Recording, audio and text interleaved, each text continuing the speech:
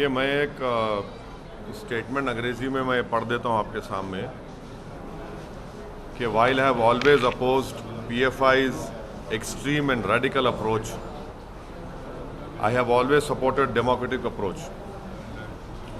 This ban on PFI cannot be supported because actions of some individuals who commit crime does not mean that the organization itself must be banned.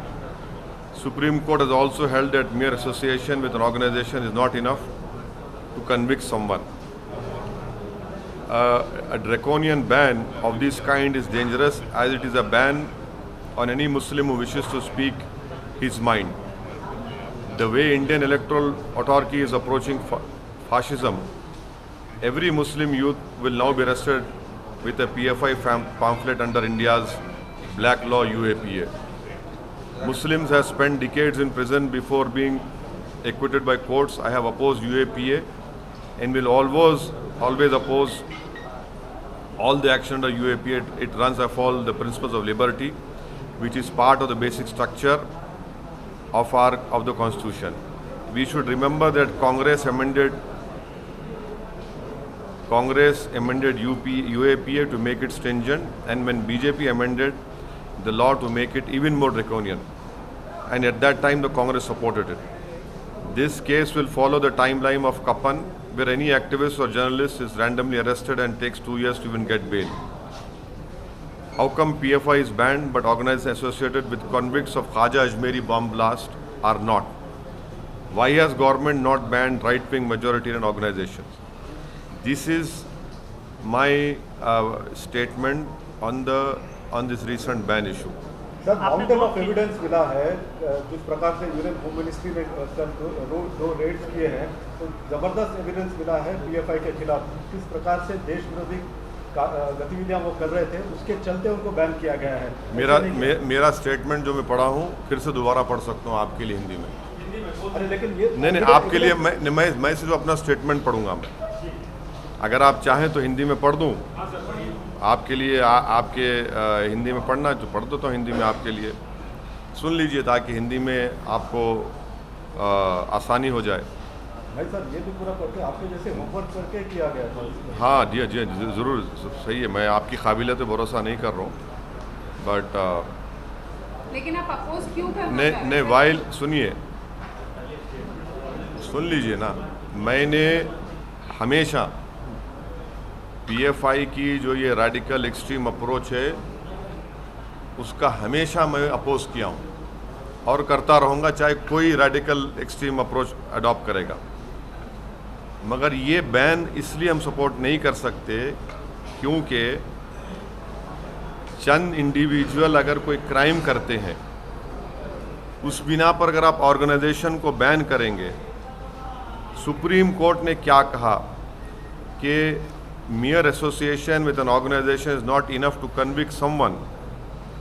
ये जो draconian ban जो लगाया गया है ये मुस्तकबिल के लिए एक डेंजरस चीज़ है, क्योंकि आप ये कहना चाहेंगे कोई भी मुसलमान अपनी दिल में जो बात है, जहन में बात है, वो ना करे।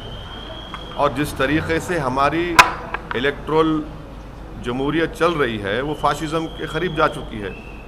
तो अब कोई भी नौजवान मुसलमान अपनी बात को रखेगा तो आप एक पैम्फलेट निकाल देंगे पीएफआई का, और फिर वो जो काला कानून है यूएपीए का उसको इस्तेमाल करेंगे। और इस यूएपीए के क़ानून में कई मुसलमान बरसों जेल में रहते हैं, उसके बाद कोर्ट उनको बरी करता है। मैं हमेशा यूएपीए को अपोज किया हूँ और उसको अपोज करता रहूँगा, क्योंकि यूएपीए का क़ानून हमारे संविधान के प्रिंसिपल ऑफ लिबर्टी, जो हमारे संविधान के बेसिक स्ट्रक्चर का हिस्सा, उसके ख़िलाफ़ जाता है। ये जो केस होगा, इस तरह जो केसेस मुस्तक़बिल में बुक होंगे, नौजवान उसमें बुक होंगे, तो वो सेम सिद्दीक़ कप्पन की टाइमलाइन को फॉलो करेगा और उनको 2 साल 3 साल लगेंगे बेल मिलने के लिए।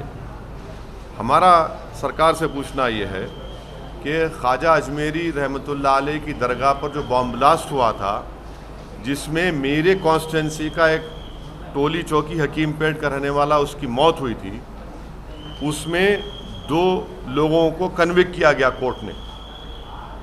वो कौन सी ऑर्गेनाइजेशन ताल्लुक उनका बताइए, कोर्ट का जजमेंट कह रहा है, और उस ऑर्गेनाइजेशन को तो आप बैन नहीं करेंगे। तो इसीलिए ये हमारा इस पर ये कहना है। अब मैं सवालात नहीं लूँगा, ये पार्टी का आप चाह रहे थे कि पार्टी का इसमें स्टैंड क्या है, ये आपके सामने में खुल के रखा हूँ। रेडिकलाइजेशन हो, एक्सट्रीमिज़म हो, हम उसका अपोज करते आए हैं। चाहे रेडिकलाइजेशन, एक्सट्रीम कोई भी करो, कोई ऑर्गेनाइजेशन करो, हम उसका अपोज करते आए हैं। मगर जब बैन कर रहे हैं तो इन चीज़ों को भी ध्यान में रखना चाहिए था। सर, कुछ पॉलिटिकल पार्टीज ने ये बोला है कि आरएसएस, पीएफआई आरएसएस के पैरेलल अपने आप को मानती थी कि आरएसएस की तरीके के संगठन आप राइट विंग जो रेडिकल ऑर्गेनाइजेशन की बात जो राइट विंग हो, मिडिल विंग हो, सेंटर विंग हो, कोई विंग हो, जो भी रेडिकलाइजेशन और एक्सट्रीमिज़म की तरफ किसी को लेकर जाता है उसको अपोज करने की ज़रूरत है। और अगर आप ये कह रहे हैं कि रेडिकलाइजेशन सिर्फ एक तरफ हो रहा है, नहीं, रेडिकलाइजेशन हर तरफ हो रहा है। PFI political party SDPI has not been banned because they don't have evidence against them. What the NIA says is that the entire crackdown on PFI and each of its associates were on the basis of evidences collected by them. So you're drawing parallels saying it's an unjust in saying that you don't support this ban. The fact that NIA says this is done on the basis of evidence collected, and that's the reason why I would apologize to you. I have decided to read a statement. In my statement, I have mentioned the conviction of those people who had bombed Khaja Ajmeri Dargah. The world knows to which organization those two people belong to, the convicted people. There is a conviction, and the court has given the conviction.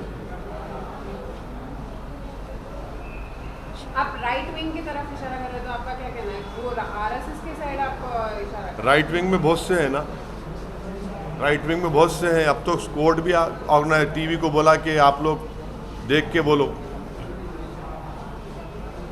बहुत सी बातें court ने कही है।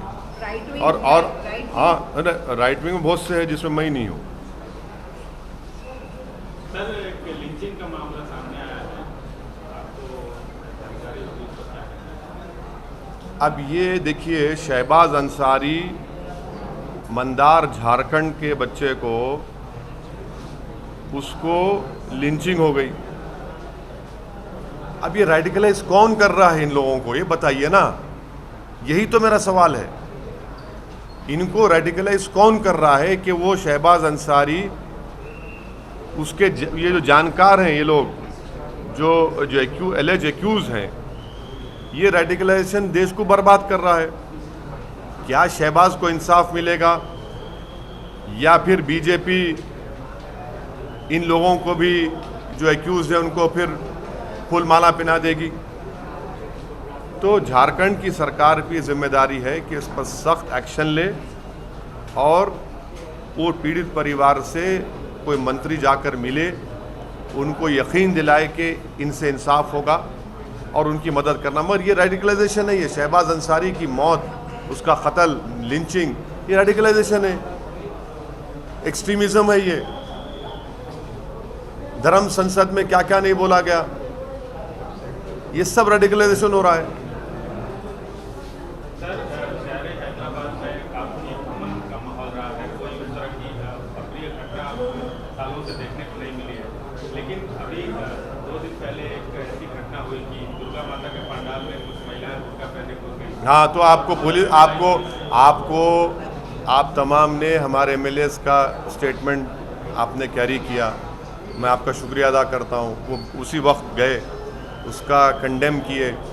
उन लोगों को instrument थे हमारे एमएलए, वो जो गंदी हरकत किए, उनको अरेस्ट भी करवाए। पुलिस का स्टेटमेंट भी है, पुलिस को भी एक्शन लेना चाहिए, डीप जाना चाहिए कौन है।